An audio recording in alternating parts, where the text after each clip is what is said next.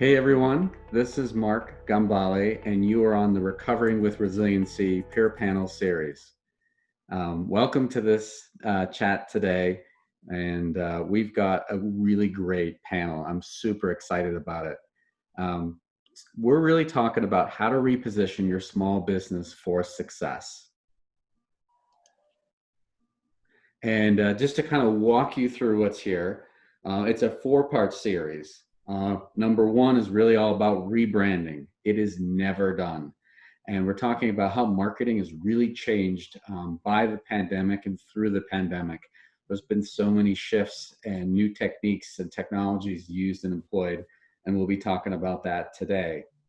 The next part in the series is called Rebuilding Your Business, how your peers did it. We'll continue to have business owners and founders right here from the city of Lousiville talking about how they've been rebuilding their business.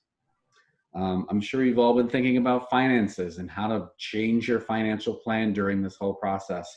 Series 3 is all about rebooting your finances and how to restructure your finances during uncertainty. And then last but not least, total business reinvention. We'll have additional business owners from the city of Lousiville talking about how they've pivoted and how they've used entrepreneurship at its core to make these important changes.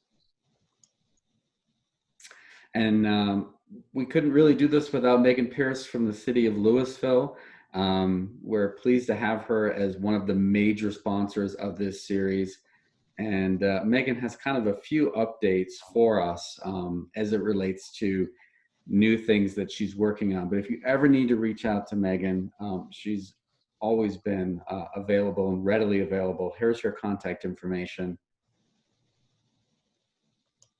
Hi, and good morning, everyone. Thank you for being here, and thank you to Mark and his team, as well as our panelists. We're very excited to be kicking off this second webinar series, sort of shifting our focus, as I know many of you are probably shifting and reevaluating and redoing on a continual basis. So just a brief overview for those of you that may not be familiar. The city has a dedicated economic vitality function, and that really focuses on business retention, attraction, and expansion. So it is, it's a department that is all for businesses and about businesses and what's happening in the business community. So, come to me for things like support. And, if you have a question and it relates to the city, but you're not sure who, those are things that I can often help navigate. We do a lot of communications, especially during COVID-19, e-blasts, web page information. We've also had a couple grant programs, one that's been done and one that's in development. I also oversee our business assistance program. So if you're expanding your business or someone that's looking to relocate their business to Lousiville, it's a great opportunity. And then it hasn't been a real focus for the past couple months, but marketing Lousiville, and bringing people to our business community is an important part of what I do. Go to next slide, please. And then, just as I mentioned, COVID-19 has really taken over the world for all of us, and that's no different in terms of my role at the city and how I interact with you. We started a Support Local campaign right away in March, and that's something that we're still pushing out to the community. So if your business hasn't signed up to be part of that, just get in touch with me and I'll walk you through that process. We created a map of restaurants that were doing takeout during the closure, and we're trying to keep that information up to date with business operations and hours. So if you submitted early on and you haven't updated your information, again, you can contact me and I'll make sure it gets up to speed. Many of you may have been to our outdoor dining program. I think that's been a good success. It's certainly a tremendously difficult time for restaurants, and I'm very pleased with how the community has come out to support local restaurants. Even if you're not dining out, maybe you're doing takeout. We have learning resources, a lot available on our website. I really try and digest what's out there and make it relevant to you. As mentioned, we had a grant program earlier this year, and then something I'll probably talk more about in our next webinar, because it just got approved by City Council last night, is the Recovery and Improvement Program. So this is going to be a new 50-50 matching funds grant program from the city for projects that businesses are undertaking to recover from the pandemic. So it's something I'm very excited to start talking to you about more. It's not like the last grant program. There's not a like special day where you have to have your application in. So I'm going to be developing materials and starting to roll that out over the next couple weeks. So I anticipate the actual program will be open in early September. So thank you again for your time today, and look forward to the discussion. Thank you, Megan, for that awesome, really timely information, especially about that recovery improvement program. That's definitely been of great interest to a lot of business owners in Lousiville, and the timing couldn't be better. So that's awesome. So today, Gambale Labs is your host for this series with Megan from the city. I'm the founder of Gambale Labs, and I really focus on strategy and business growth. And other folks that are on the team are Tara O'Brien. I worked with Tara in the past, and her expertise is really in a few different areas, but it's innovation, entrepreneurship. She's taking over a new role at the University of Colorado as their program director for innovation and entrepreneurship, but she has a deep background in business pivots and areas of restaurant regrowth. And that's why I invited Tara to be part of this program today. And then we're also really lucky to have Ellie from my team, who does everything from digital strategy to re-imaging, rebranding, and website stuff. And we've been really blessed to work with key business groups in the Lousiville area. And we're just excited to kind of support and be part of this innovation period. You may not know a little bit about what we principally do, but we are your hands-on business marketing team. Maybe you just don't have enough time. Maybe you just don't have enough energy or knowledge to get something working, and you've got a day-to-day business to run. Think of us as a partner that can help you with that. Maybe it's a small project or something bigger, but through these really unusual, uncertain times, we've been doing a lot of rebranding and business pivots, and loving getting to know all of you in this area as you're working really hard to bring your team back together, change your business. And sometimes that logo creation or website redesign stuff you haven't had a chance to look at, we're happy to jump in and help you out as your extra muscles and extra effort to do that piece. And then last but not least, like digital lead generation, making sure the audience that you're reaching out to is the right audience and bringing them to you and helping you preserve that really important revenue stream that you need to get through this time. So if you need any help, definitely reach out to us.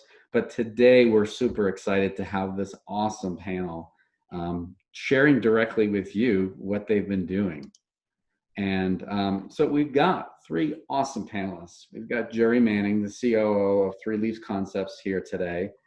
And if you don't know Three Leaves Concepts, when Jerry comes on, he'll talk about his background and a lot of the restaurant groups that he's working with in the area. TJ Ingraham, I've worked with him a few times over the last few months, and he's got this great sort of new business in Lousiville that's been here only 2 years, Verde, and they've got a great location up in Boulder as well. And then also we've got Adam Perkins, the co-owner of Murphy's. And I'd like all of you guys to kind of walk through your background and experience. So Jerry, let's kind of start it off with you. Walk us through how you kind of got to where you are now, and then, you know, help us really understand the things that you've been doing during this really unusual time. I mean, it must feel like every day is something a little different. So kind of walk us through that. Yeah, well, I'm partners with Lenny and Sarah Martinelli, who own and operate Three Leaf Concepts. Two concepts here in Lousiville, the Huckleberry and Zuka, and then we operate a few concepts in Boulder as well. The Tea House, the Chautauqua Dining Hall, and then Leaf Vegetarian Restaurant. Catering company here out of Zuka. Operate the farm, South Public Road and 287 in Lafayette as well. the tea company operates out of the basement in the Huckleberry. So yeah, I mean, at this point, all of those businesses are currently open and operating, all on a different level, of course.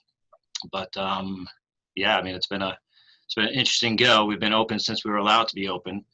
The model has changed significantly for us. Obviously, we're operating about 25 to 30% to go now, whereas previously that number was in the single digits. But yeah, up and rolling with each one of those 8 concepts currently.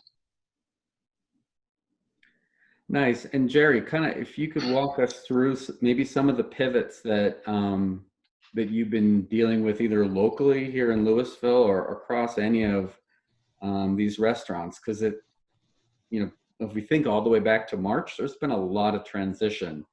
You know, what are the ones that rise to the top to you? Well, I think ultimately, right at the shutdown, each of our concepts shut immediately. Zuka opened first, which was just a few days after, essentially. I guess whenever, what was that, Monday the 16th. I think by middle of the next week, Zuka was up and rolling for its to-go program. And like we've kind of discussed a little bit internally, some of these concepts made more sense to move towards that to-go model than others, based on menu concepts, you know, again, what the community actually wanted in each one of these spots. You know, we didn't suspect that we were going to do an awful lot of to-go foods out of the Chautauqua Dining Hall, for example, up at Chautauqua Park, versus the Huckleberry and Zuka dropped, you know, sort of in this pseudo residential area that we are here on Main Street. So right away, it was for us to, I mean, when the closure happened, right away, it was a few different things. Obviously, you know, laying off 200 some odd people, communicating to them what we felt like the best strategies would be for them to, you know, maintain unemployment, things along those lines. So the messaging to employees was the first step for us. Dealing with a whole bunch of perishables, you know, the Monday after a weekend in the middle of March was a significant concern for us too right away. And then ultimately what was going to be the messaging to the community about what we were going to do moving forward. So I would say that those 3 things were probably like day one sort of directives for us. Nice. Great. Thanks, Jerry, for sharing those insights. And now we're going to move to TJ. TJ, can you kind of walk us through your background, your role at Verde, and the types of things that you guys initially experienced at the beginning of the pandemic? Yeah, absolutely. My name is TJ Ingram. I started the Verde food truck back in 2011 with a couple buddies, and that moved into a brick and mortar in Boulder in 2014. Then we were lucky enough to take over the old Blue Parrot location in Lousiville in 2017. So we've been in Lousiville for a couple years now, and we're loving it. Unfortunately, you know, this hit right kind of as things were starting to gain a lot of momentum for us. You know, as Jerry mentioned, the initial thing was shutting down immediately just to make sure, you know, there was so much uncertainty with everything. Of how long is it going to be, what's safe, what's not safe. So, you know, for our employees, for our customers, you know, we thought shut down immediately, you know, plan, strategize, regroup, and then figure it out, instead of kind of just being open and, you know, rolling with the punches kind of thing. So, you know, it became very apparent that we were going to have to lay off a lot of people, which was difficult. We did that, and we helped all of them fill out their unemployment paperwork if they wanted us to help them with that. But, you know, besides all of that, you know, once we realized that, okay, we're going to open back up, but we're not going to open any diners. We need to really focus on takeout, delivery, pickup, things like that. So one of our first things was to increase all of our delivery carriers. So, you know, we had previously used DoorDash, but now it's Grubhub and Uber Eats as well. One of the biggest things was, and it wasn't a challenge, but it was more of a necessity immediately, was the redesigning of the restaurant as far as the layout. You know, we're used to having people walk in the front door and then grab a table and have servers come in. Now it's all carry out, and we in essence don't want anybody in the restaurant to protect our staff. So luckily we had garage doors. We were able to reconfigure everything, move our POSs around so that we could serve customers from the outside in, and that was really helpful. But things like Jerry mentioned, also menu change. Not all of your food is going to transport well to go. So we had to really look at the items, what's going to travel well, what's going to hold up and stay true to the quality that we want. So we didn't dramatically reduce our menu, but we took items off the menu that just wouldn't carry well. And then we also really looked into what can we do for families, for couples who can't go out. With the governor passing the to-go liquor, that was amazing. So we looked at family meal packages, couple meal packages, 2 margaritas and, an enchilada tray, things like that. So, we really looked at different ways to entice people to come in and leave their house to get pickup, because, no one really wanted to leave your house in this time. It's scary. And as far as marketing for that, we needed, with all these new things, we had to shift our marketing gear for, instead of, come in and enjoy your margs, like, hey, bring our food to your house, bring your family, pick up a family of 4 meal on your way home. Gambale Labs was great with helping us, realize how important blogging was. So, we started putting blogs up, and I think a lot of the marketing in this time is really important, just to show support to the community and to your customers, and really show that, like, hey, we're all in this together. People don't need a bunch of stuff jammed down their throat every day about buy this or try this. Sometimes it's just nice to hear, like, hey, we're in it today too, so let's get through this together, that kind of thing. So I think that the marketing shifted a lot more to community outreach, I would say, rather than really selling people on something. And then as far as building our resilience, it was, now that we have these new delivery services in place, we have our online ordering, how can we best maximize them? And, our number one thing was contacting all the delivery services and just battling with them to get all their rates down. They'll tell you 100 times that they're not going to do it, but they eventually will. And if you're willing to put in the time, that can save you a lot of money. For example, with DoorDash, they're not even remitting the right amount of sales tax in Lousiville. So, we had to call them and tell them that, hey, not only are you taking 30% from us, you're not even paying the full tax money. There's just things like that you really have to be on top of, that, in this time, pennies really do add up. And then, really just, I think, safety is a huge issue, making people feel comfortable coming into your restaurant, or, we're still not even open for dine-in. We're exclusively on the outdoor dining, but, making sure that it's clean, making sure that, trashes are empty, tables are wiped down, bathrooms are clean. If your staff and customers feel safe, they'll want to keep coming back. And then, looking ahead, as far as, the winter and fall, and as COVID continues, it's really the big question for everybody. Who knows when we're going to be open at 100% capacity. So we're really trying to look ahead and make some pivots and shifts into the retail industry, trying to find different revenue streams for our business, rather than just the food that people are buying from the restaurant, chips and salsa to go, in stores, things like that. And, all businesses can really look at doing things like that. It doesn't just have to be, retail or restaurant, things like that. And then also, we're looking to try to partner locally with businesses. For example, if that Moxie has really good bread and, X has really good meat, it's like, well, why don't you get some of Moxie's bread and some of their meat and make a sandwich? And then you're supporting both places, but then someone's also coming to your restaurant and now supporting 3, different restaurants in essence in one spot. So, we've been looking at, we have a lot of empty retail or empty space in our restaurant. And we were thinking about maybe trying to create some sort of like downtown marketplace where a bunch of different restaurants or retail could put in little items, whether it be, Huckleberry's tea or, our salsa and Lulu's barbecue sauce, things like that, so that, you know, someone can come to one little location and be like, okay, I'm supporting Lousiville no matter what I buy from here, because I know it's all coming from, you know, within a couple blocks of here. So that's really what we've been looking at ahead. It's really hard to figure out what's going on because no one really knows, you know.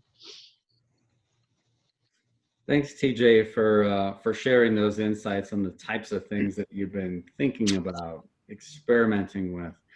I want to encourage today's audience, for those of you that are listening in, send a note to us, the panelists. So we can hear basically what you guys are thinking, who you are. And that'll really help us drive questions to the panelists. So just look at the bottom of your screen and you'll actually see a section where you can type in a question or a comment and say, I'm a business owner. I'm, you know, a resident. I'm, you know, just say kind of who you are and what questions you have. All right, now I'd like to introduce Adam from Murphy's.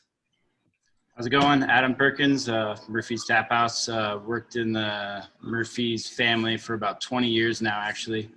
Started out as a busser in the Northwest location and worked my way up while I went to school at CU, and now I'm a co-owner of the establishment. So Murphy's Tap House has been operating in Louisville since 2015, actually August 13th, 2015. So tomorrow's our 5-year anniversary. So we're pretty excited about that. It's been going pretty well for us.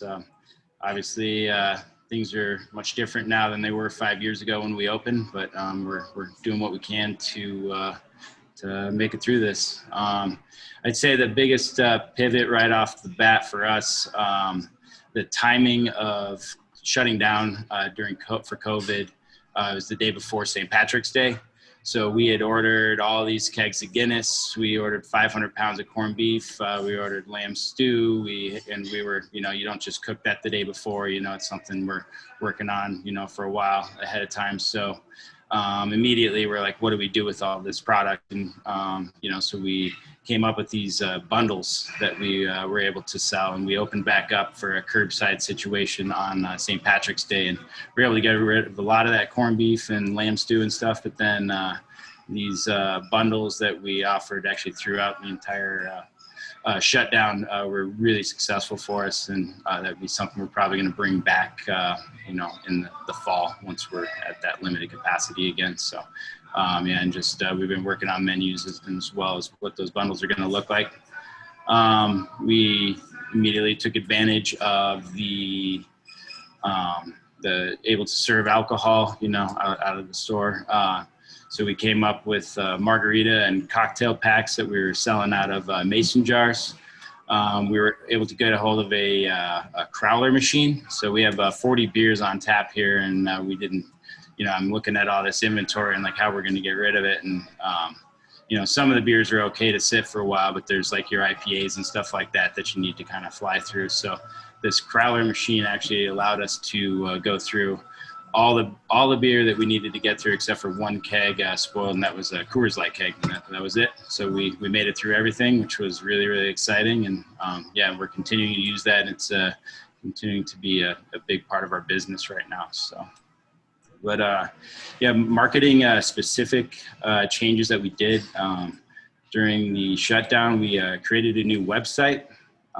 We wanted a new subscriber list, and we've sent out these birthday promos through the mail for years and years. It's just what, you know, Murphy's kind of stuck in the old ways. So we really wanted to work on the subscriber list so we could still offer some discounts or, you know, special offerings through our website. And to build this list, we actually hand wrote thank you cards that we were sticking in people's curbside carryout bags. And so then they'd get a little note, and then they could go to our website and sign up for the birthday promo or whatever. So that was a lot of fun. We did try our own delivery service during the shutdown, and that was a massive failure. And that's okay, though. We tried, and then so now we're with DoorDash and looking at Uber Eats and that kind of stuff. So Did a lot of Facebook posts, Untapped, which is a beer specific website, and then a Instagram a little bit from there too.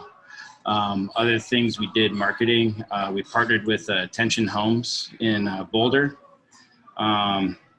And we basically had a lot of our family members from throughout the country would call up and donate. Hey, I want to donate 10 meals today to Attention Homes, and we would prepare those meals and we bring them to Attention Homes in Boulder. We also brought some meals over to a Vista Hospital, and so yeah, that kind of stuff would definitely be on our radar moving forward. And how did we build resiliency through this? I'd say, I mean, the biggest thing is, what we mentioned before, we had a lot of success with our curbside carry out, and, but honestly, just being, I feel like, where we're at with this community and just, the following that we had, I think that's a lot of our success. It's this community, it's people, and immediately when the shutdown happened, I had people from the city, from, the chamber, like Shelly and Amy, Megan, you guys were all reaching out, and it just, I didn't feel alone in this at all. And then that coupled with our staff here too, everybody was just we all just kind of came together, and it was just like, boom, immediate, like community feel, like we're not doing this alone. We're all going to get through this. And it's just like, it felt really, really good. I had customers even pulling up with signs that said they missed us, and it was just like, there were definitely some moments there, brought a tear to my eye. I was just like, wow, this is just incredible. What's going on in this community right now, and how we're going to make it through this. And I really felt like there was, it is going to be possible. We are going to do this, and so that was, I don't know, kind of it was a cruddy time, but it still is. But there's a lot of positives coming out of it as well. So, and working with this city too, had approval on a variance in 2 days. I was just like, this is awesome. Like they really want us to succeed. That's helping us out where they can. So, and then looking ahead, same as you guys, I mean, I don't know, it's there's a lot of unknowns. So I'm sure we'll pivot back to what we were doing. If we're still limited to a 50-person capacity, that's obviously very challenging to be successful. But we'll revisit what we were doing, before, and just keep on keeping on, I guess. So. Cool. Mark, just real quick on the note that Adam just brought to the table there, as far as I think staff culture was a big part of also the resiliency that got through the first few weeks and first few months as well. The response of the staff and the community was paramount to that, first few weeks to get through it, no doubt. Yep. Yeah, talk to me a little bit about some examples of staff resiliency and community resiliency that you felt really helped your operation feel excited about opening back up, because there were a number of owners that were like, I don't know, maybe we're just gonna do no harm and not even open. Go ahead, Adam. From us, it was just like right away we're like, okay, how are we going to do this? Like a lot of the staff here, we're pretty fortunate, having our restaurant up in North Boulder that's been there since '84. We have staff members that have been with us for 20 plus years. And like, this is truly a family, and so when this first happened, and, a lot of the kids that are here, they helped me open the tap house 5 years ago, and they're still on our staff right now. So, when, it came to shutdown time, obviously things are going to have to change, and, some layoffs are going to happen. And we had just honest conversations with folks on the staff. There's maybe people that don't necessarily need this job right now, can come back later, and then we just really figured out who really, really needed the money. And then we kind of figured out what we would need to run a successful curbside, and we were able to keep, a lot of people employed at some capacity. And people were just standing up, ready to help. And it was just really cool. I don't want to say I was surprised by the staff's commitment to themselves and to us, but it was definitely a pleasant situation when people responded the way they did to get the doors open, change the model. It was all the cards were sort of tossed in the air, but they responded unbelievably. Yeah, and one thing too, I was stressing out about the menus. I'm like, what are we going to do for a menu? I'm sitting here. And then one Saturday afternoon, I got an email from a couple kids that they're in their like early 20s, and they had these QR codes built that just went straight to our website. And they're like, hey, here's how we're going to do the menu. I was like, oh, thank you so much. So just going out on their own, just figuring things out, was just to help out the overall cause. So really cool.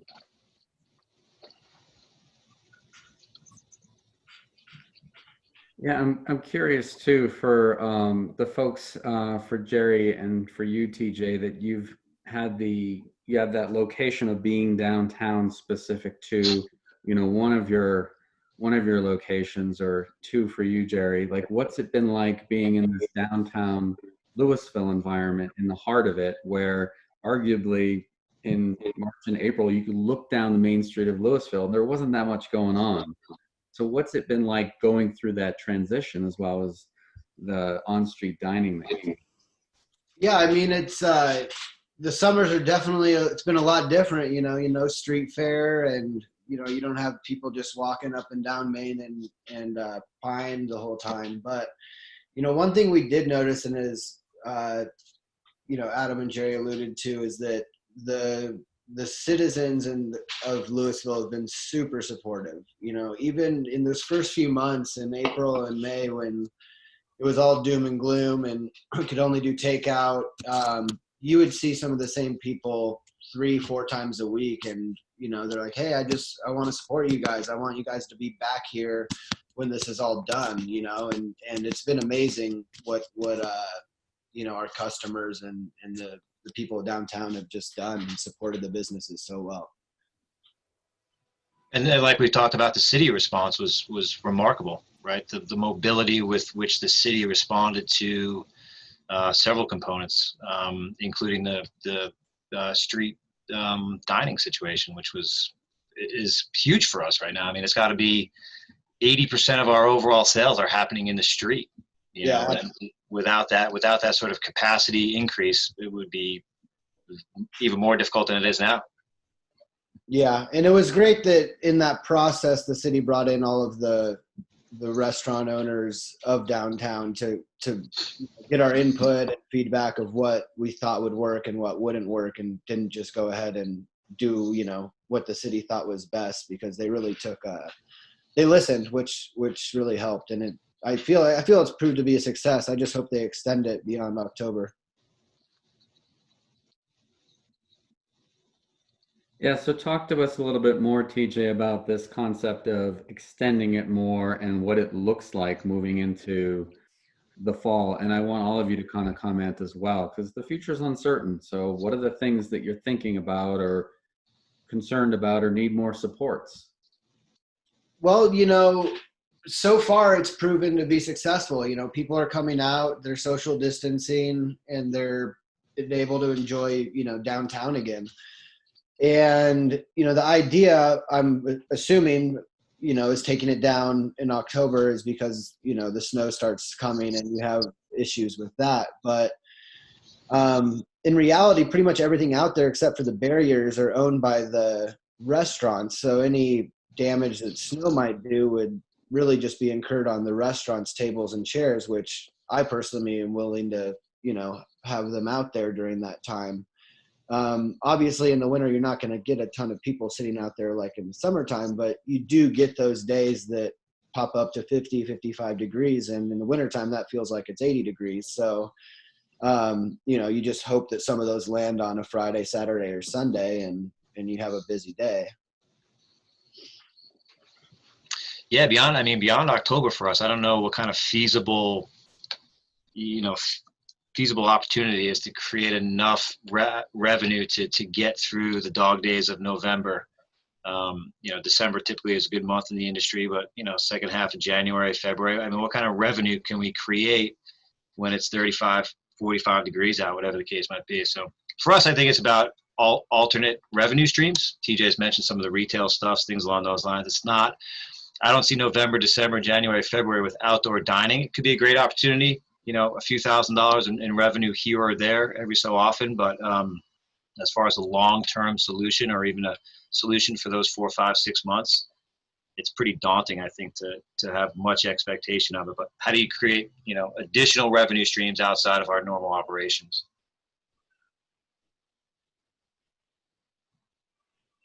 So Jerry and everyone else on the panel, with that perspective, and you guys you may be right about that. What do you look to for your core revenue streams to get you through? Like, what are the types of new things that you're either researching or maybe inspired by from other owners that you're like, makes sense to start exploring this?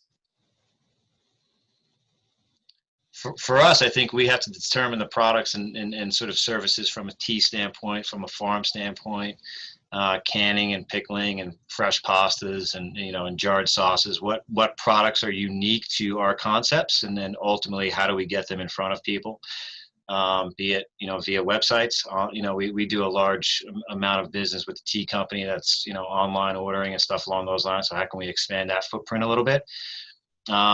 Yeah, so what's unique to our concepts from a product standpoint that I think people will continue to understand that they're looking to support these local concepts. So instead of going to King Soopers and buying their chips and salsa, they'll head over to TJ and get them. I think that's the response that I've seen, at least in the last 4, 5, 6 months.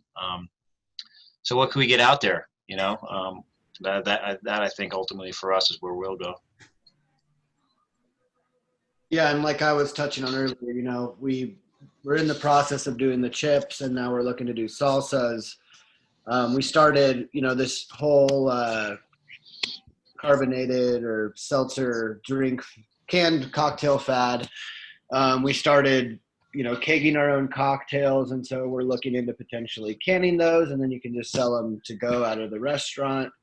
You know, it's just, I think all restaurants that are going to survive and get through this, if it's very extended like we all think it will be, are going to have to find other revenue streams. Can I tag into that and ask you guys too? Have you found the use and or the desire, and just haven't found the time to use it yet, any new technology platforms or anything that is actually helping some of these ideas? And are you using them, or are you thinking about looking into them? So if I can go, one that we found to be really helpful for us, for the retail and packaging standpoint, is a website called 99 Designs.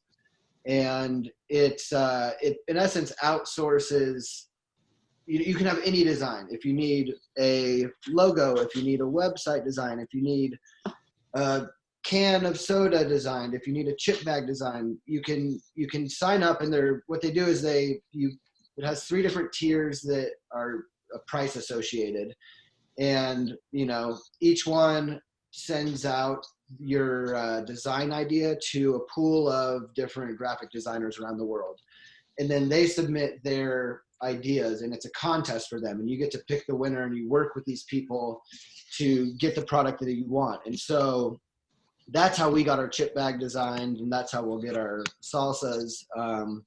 It was the cheapest way to do it, we found, and the fastest, and just it was very easy. So if someone's looking into packaging or finding something like that, I would highly recommend 99 Design.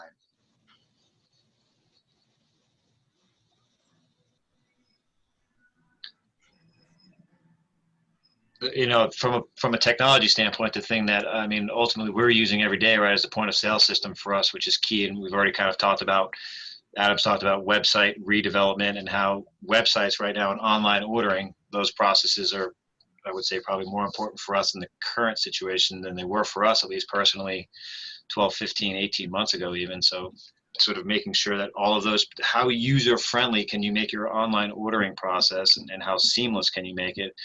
And then all the things that related to point of sale and contactless payments, and, you know, best practices as it relates to some things in the restaurants too, and utilizing those opportunities within your POS system is a technology piece for us that's important to make sure we're on top of. And even our point of sale system reached out very early to say, here's what we can provide for you in terms of, you know, again, updated functions and features and or reduced pricing, things along those lines. So they were helpful in that realm as well. And we're looking into online ordering right now as well, and hopefully utilize our website a little bit more with marketing and stuff. So. What's the point of sale system that you guys use, TJ and Adam?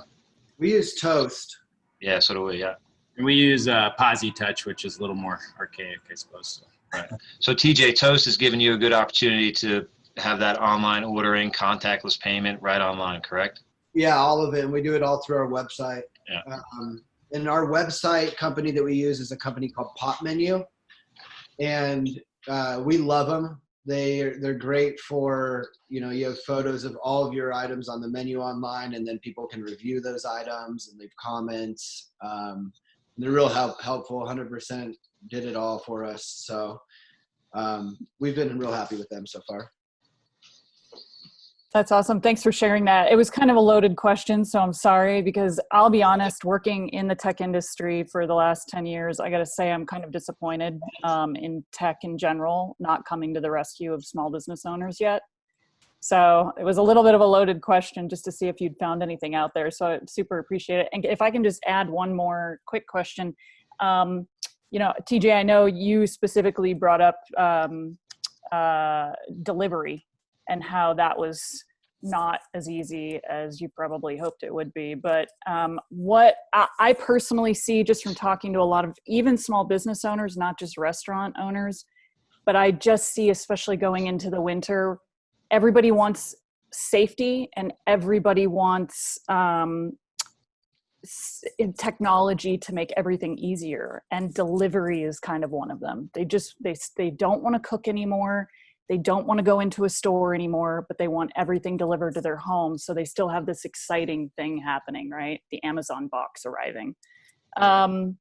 So where do you guys see the problems and where do you need help in making a super awesome, very attractive consumer delivery that doesn't cost you half of your money through like Grubhub?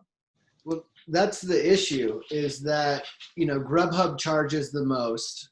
DoorDash charges the most, but if you're looking for, they're hands down the best and is for certain things. They have the most marketing presence, hands down. So, a lot of times people nowadays, when they're saying, hey, let's get delivery, they're not going to Verde.com. They're not going to Murphy's. They're not going to Huckleberry. They're going to DoorDash. And if your restaurant's not on there, you're just out of luck with that. Their delivery drivers are very, very punctual. So when you say the food's ready, they're pretty much there.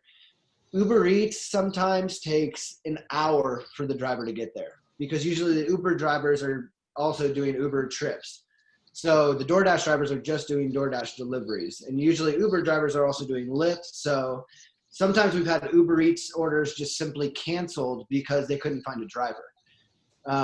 Given Uber Eats is just a flat monthly fee, so your commissions are way less, but we see maybe 5 to 10% of the revenue or the orders coming compared to DoorDash from Uber Eats. So, 95% are coming from DoorDash. And the issue with that is that they're the most expensive. So you just got to, keep calling them and annoying them and trying to get the rates down.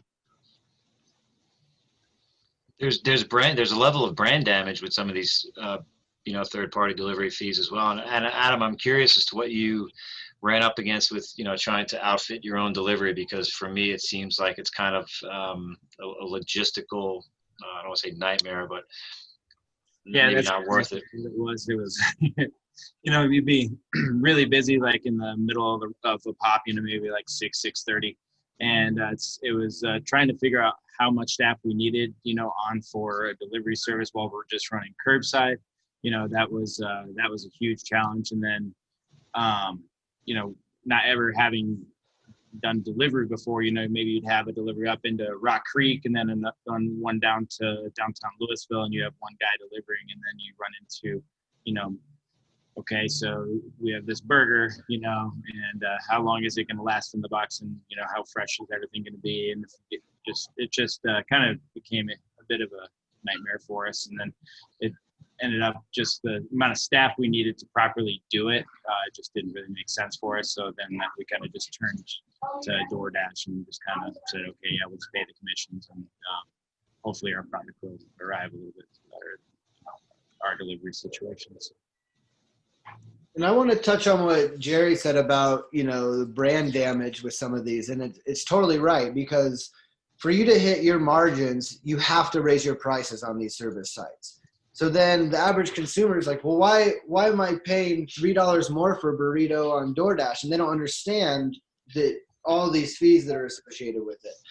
And then the other thing that's issue with brand damage is like with Uber Eats, where that person's food's been sitting there in the window for an hour waiting to be picked up. Like, there's no way it's going to be, enjoyable by the time this person gets it. So then what do you do as a restaurant? Do you remake the food and now you just cut your margins in half? Or, do you send out crappy food and say, sorry, your driver took an hour? Either way, it doesn't reflect well on the customer or on the restaurant. Yeah, it kind of always comes back to the restaurant too, so they Right. don't know behind the scenes, so. Yeah, so you guys are raising some huge points of how to encourage your buying base, your loyal customers to just come directly to you, to your site, rather than going to a DoorDash or something else, and make things as fresh and as successful for everyone, because that's a win-win-win for the food to be fresh, hot, tasty, and for you guys to be able to sustain and get through, because you guys all mentioned you're really impressed with the community level of support. So what are you thinking of doing to kind of encourage your customers to continue the right behaviors that help sustain you? We're going to get into some level of discounting as we move into the fall from a standpoint of, and we've, so just to go back on getting people to go back to the websites, our personal website, the food's better, it's cheaper. How do we get that message to our clientele to say, ultimately, this is a win-win for you? Messaging through the third parties. I'm almost trying to use the third parties on some level too, to let me slip this note into this box to say, hey, next time go directly to zucalousiville.com and not to DoorDash. That sort of mode, which I'm not sure of the underhandedness of that or not, or whether or not that's appropriate on some levels. But I want them to go to our website for the best possible experience. And then I think ultimately for me right now, any revenue is good revenue. The margins are going to be less if we're doing some level of discounting and some level of competitive pricing. But I'd rather decrease margins with some even less with some revenue stream coming in as we move into the fall. So a discounting piece will be something that we will definitely entertain for sure. Which is difficult with less seats, and then you're discounting stuff as well. So lose. We'll reintroduce the family packs. That'll also be at a discounted rate, so that's feed the family at an affordable price, but obviously not hitting our margins there. But like saying, it's just any kind of revenue. So, what opportunities do you guys see with students being virtual again for seemingly at least the fall and perhaps the whole school year? Like, how are you thinking about those opportunities and meeting them where moms and dads need to be met so that they have choice and variety?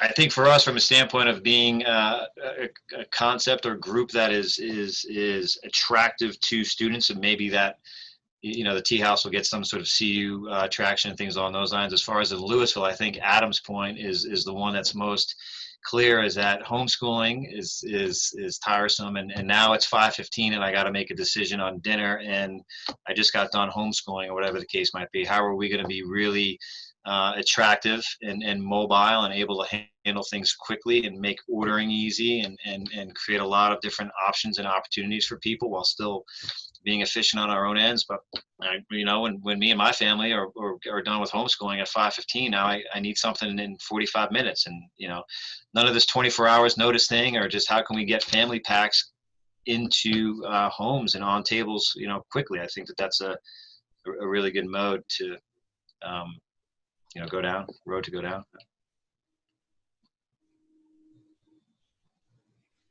Yeah, and we never stopped doing family packs. We're still doing them, and they're still selling. So I think people are still liking them.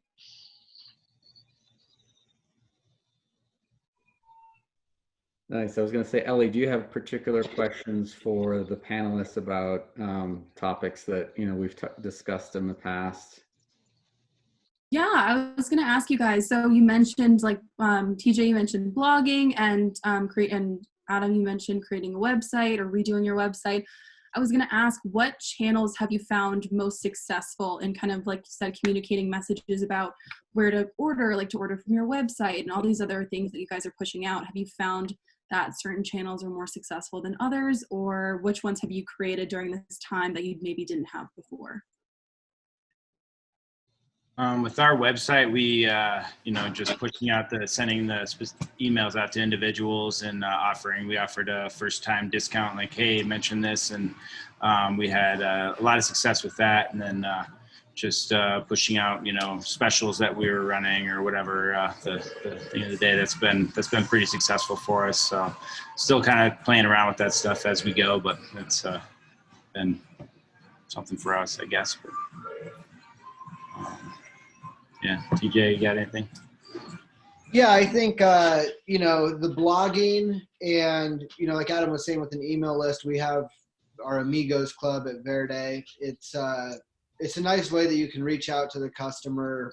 And it's not on an individual level, but, you know, they've signed up for this. You know, they're not just seeing a post on Facebook or something like that. It feels more personalized when you're doing that, and you can put a little more content out there as well. You know, you can describe what's going on, tell a story, something like that. Whereas, you know, Instagram's awesome and Facebook posts are great too, but, you know, it's real small, you know, excite me with something visually good looking, and it's not usually very informative to what you're trying to do.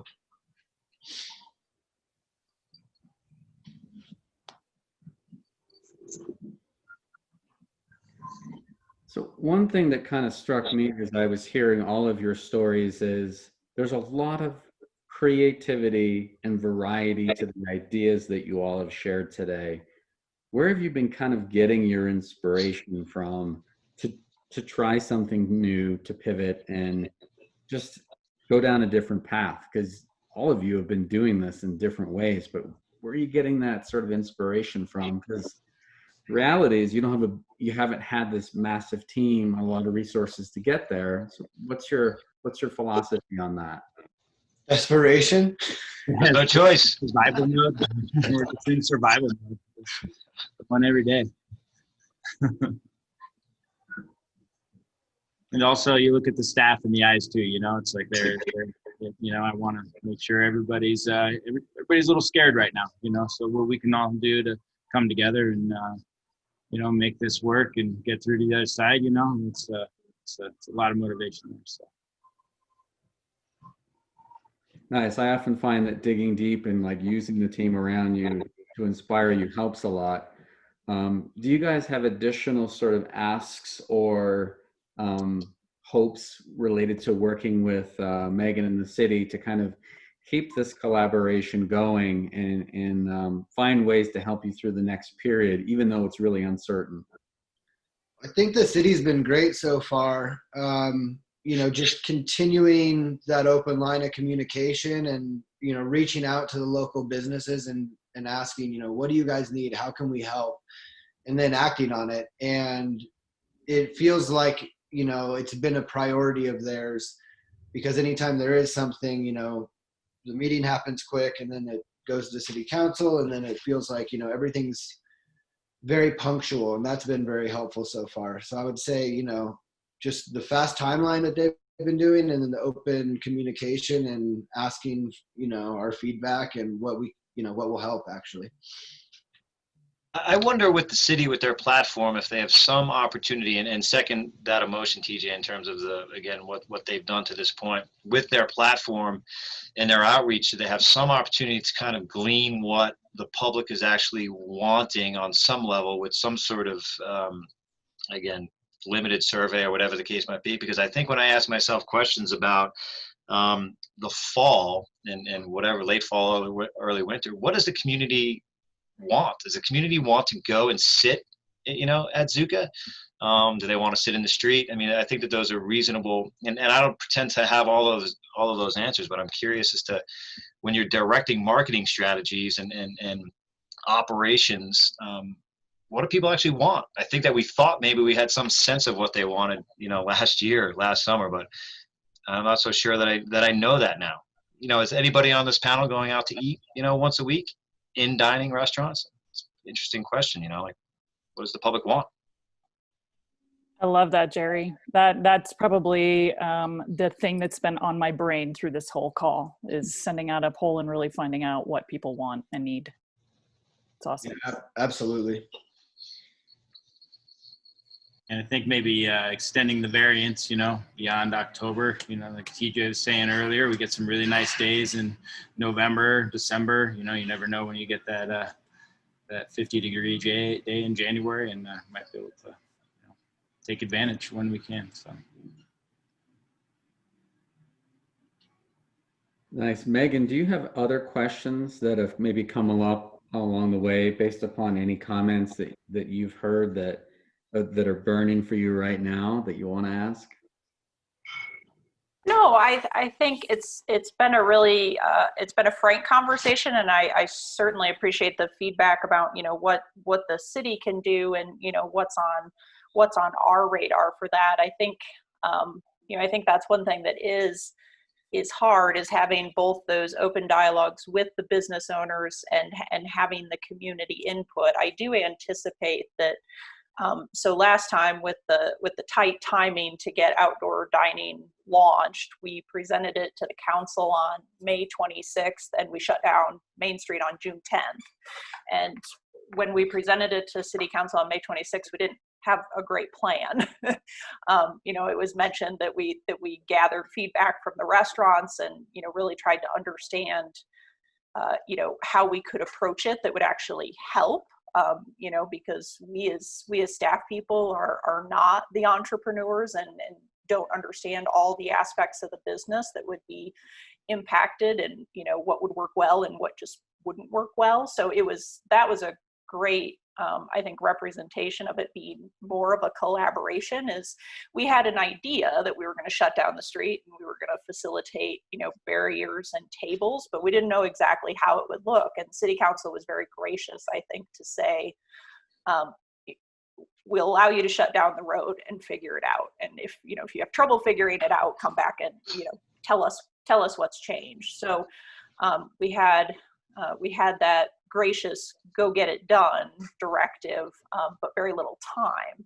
So, you know, as a few of you have mentioned, we're talking about extending it. You know, we're working with the Downtown Business Association on that. And part of what we're going to do this time is we're going to have a little more engagement with the public. So we're going to do more of a notification and, you know, open for feedback that the City Council is going to be discussing it.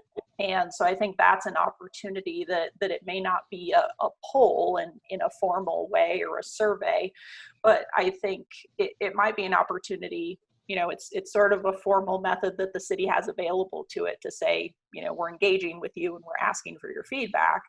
But I think it's also something that business owners can use and say to their loyal customer base. It's something you can put on your blog or your newsletter, or, you know, let people know as they're coming in, hey, the city council is going to be discussing this. It's really important to us. And, you know, if you agree and, you know, you like this situation, you can submit a comment for the meeting, or you can participate virtually. So, you know, city council's meeting all virtually right now. So, but it actually affords more, I think in my mind, it affords more people an opportunity to provide that input. You know, previously you could submit a written comment where you had to show up at the public meeting at a certain time at a certain place. And now you can join virtually, and, you know, you only have to participate in the part of the meeting that you're interested in. So I might see that as an opportunity for what you are talking about in terms of getting that broader feedback about what we do next. And the other thing I do is I'm having conversations with my peers in other communities. So, you know, Denver was originally scheduled to end their outdoor dining in September, and they've pushed it to the end of October. It sounds like Boulder and Longmont haven't quite made up their minds about what they're going to do. So, you know, sort of like small business owners, you know, we have peers that it's really important to gather that group feedback. But, you know, I think I really, really echo the sentiment about we just don't know, you know, and I got some information this morning from Boulder County Public Health that they just basically have no timeline as to when we might enter that protect our neighbor phase, when, you know, the governor sort of outlines that restrictions get lessened. I mean, it's certainly not back to what we previously knew, but it's a lessening of restrictions on capacities and requirements. And there's just no idea when we might get there. You know, we originally thought we might be there in, you know, July, and that all changed very quickly. So, you know, my hope is that we have better information about when that might occur, but I also know that's probably very challenged for Boulder County with CU and students coming to campus and how that might affect case spikes. So, yeah, I really appreciate the dialogue, and Mark, as you mentioned, certainly happy to get those questions and that feedback, or to have a meeting or a conversation about, you know, what more can we do. And to your point, Megan, we've even had people today that are on the on this webinar say, hey, we love this outdoor dining, whether it's on Main or it's just outside like you've got, Adam, creative open spaces where people can just feel the joy of seeing each other and having a conversation, eating food. I mean, that's really what it's all about. All of you are finding your best ways of making that happen, whether it's around the restaurant or at home. You know, you're a vital part to making sure people feel like they can just be human and laugh and eat and enjoy. And I just want to thank you guys for continually making that daily effort. I know it's not easy, but I just want to thank you all for what you've done. I've had a chance to eat in all of your restaurants and love it, all of them, and getting to know you as well. This has been a huge blessing for me to kind of get to know you guys, and thank you. Thanks for the opportunity. Thank you. Yeah. Hey, Mark, I wanted to note we do have a Q&A question that popped up.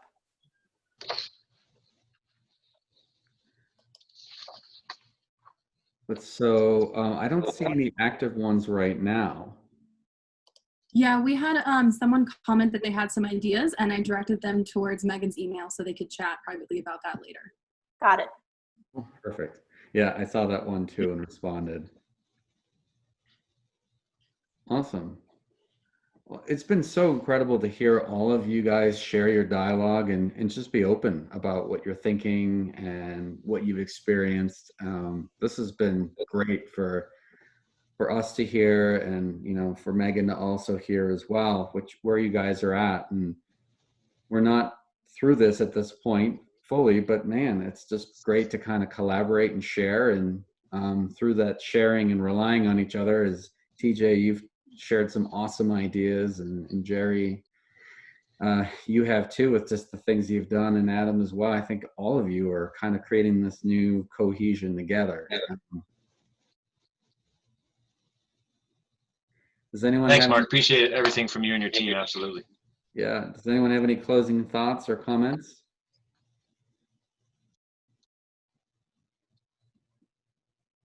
Nope. Thank you though, but I'll just keep getting through this, you know, one day at a time. That's Thanks a spirit. lot. Thank you. Thanks, guys. Enjoy the rest of your day. We'll see you all soon. Thank you. Bye. Thank you. Bye.